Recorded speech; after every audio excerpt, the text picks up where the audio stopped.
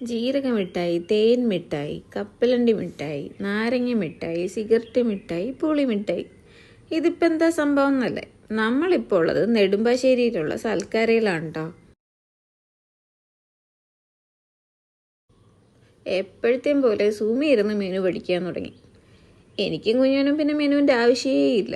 പ്രത്യേകിച്ച് ഉച്ച സമയം കൂടി ആയതുകൊണ്ട്, ഞങ്ങളൊരു ബിരിയാണി ലവേഴ്സ് ആയതുകൊണ്ടും ഞങ്ങൾക്ക് ബിരിയാണി മതി. നല്ല വിശപ്പുണ്ടായിരുന്നുകൊണ്ട് തന്നെ ഞങ്ങൾ ആദ്യം ജ്യൂസ് പറഞ്ഞു. പൈനാപ്പിൾ ജ്യൂസും വാട്ടർമെലൺ ജ്യൂസും.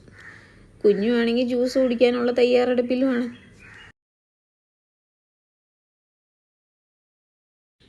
അങ്ങനെ ഇരിക്കുമ്പോൾ നമ്മുടെ ഐറ്റം എത്തി.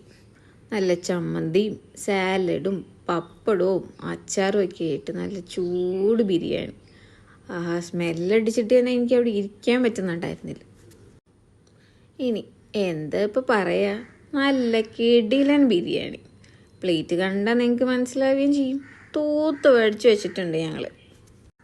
നിങ്ങളിൽ ആരെങ്കിലും ബിരിയാണി ലവേഴ്സ് ഉണ്ടെങ്കിൽ എന്തായാലും ഒരു പ്രാവശ്യം സൽക്കാരെ കയറി കഴിക്കണം കേട്ടോ. അങ്ങനെ എൻ്റെ പരിപാടികളെല്ലാം കഴിഞ്ഞ് ഒരു ജ്യൂസും കൂടി കുടിച്ചിട്ട് ഞാൻ നിർത്തി. പിന്നെ ഇത്രയേ ഉള്ളൂ.